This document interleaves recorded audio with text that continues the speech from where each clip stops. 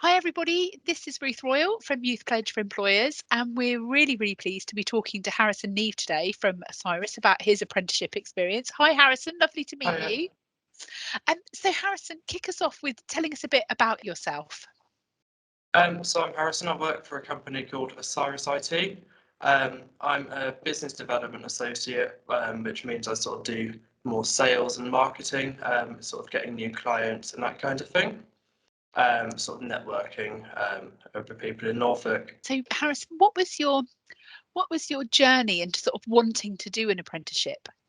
In school, we heard a lot about them. Went to various careers events and that kind of thing. I think at the time, I sort of got my heart set on doing an apprenticeship. I always wanted to go to university, but I think I sort of changed my mind. I've always gotten better, but I've got experience as well as sort of the academia side. So I think that's what sort of got me to do an apprenticeship. I sort of left school and came straight to Osiris. Wow, that's fantastic. And I think that's really interesting, your reflection about how, like, you kind of knew yourself and you knew that that is how you would learn well. The fact that actually you'd be doing something practically as well as sort of knowledge wise. Tell us a bit about the apprenticeship that you've done and whether or not that lived up to your expectations in terms of what you'd be doing. So I did a level 3 apprenticeship in IT. It was the infrastructure technician at the time, which I think has sort of been redone now. But it was completely learning about IT generally. It's sort of an entry point to IT, sort of very general, sort of covers all of the bases and sort of that you need to work for an IT company. And then you can sort of move into apprenticeships after to specialise in certain areas. Wow. And so what did you sort of what's your sort of journey next? What would you do next after having done it? So obviously I started off in IT and did that apprenticeship for about 18 months. I think it was just over with COVID. And then I've now moved into marketing and sales because that's where I sort Wow. of found that I had the most skills. Working in a smaller company, you get to branch out a lot more. So I started to branch out into doing more website stuff, which then went on to more graphic design. And over time, I've become the marketing go-to for Osiris. Wow. Um, and having a chat with my boss, Philip, we sort of realised that that's where my true sort of skills lie. And I'm now sort of beginning a degree in digital marketing. That's fantastic. That's absolutely brilliant. What a great journey your apprenticeship has taken you on. When you were sort of working as an apprentice, Harrison, tell us a bit about kind of what would your day look like from kind of like getting into the office to like sort of going home? What sort of things would you be doing?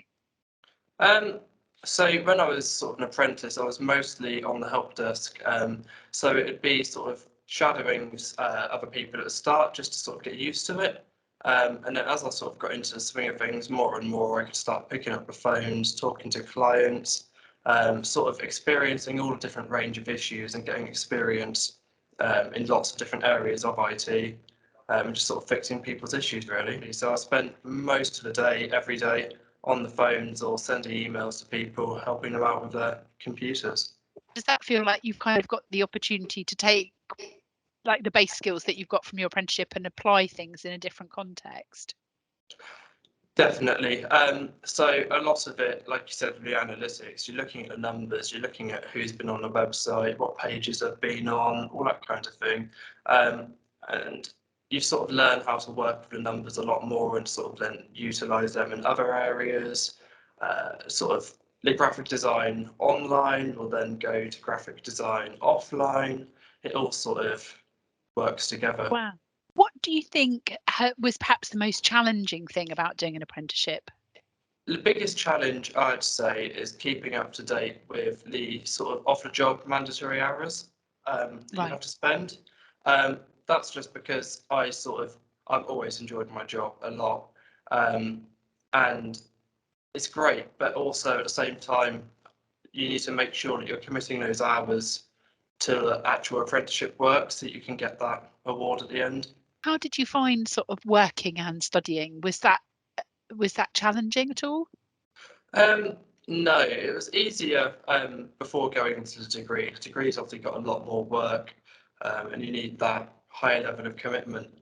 But Yeah. with the level three, the employer was, my company was very supportive, and helped me have the space and the time, sort of a schedule. I think it was every Friday I'd have, for example, spending on the work for the college, we'd go into a session or we'd do project work and that kind of thing. And we're surrounded by apprentices. We only hire apprentices at Osiris mostly. So we've all been through it and we can all help each other out. What sort of advice would you give to somebody thinking about doing an apprenticeship? Um, Obviously, I'm quite biased because it's sort of gone in my favour. I'd say go for it, but also ask around, speak to people, and get advice from those around you. Speak to careers advisors. We had one at school that was very helpful. Knew all the pathways and routes.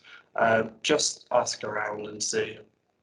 Oh, no, that's really good advice to sort of pull on the support that you've got around you.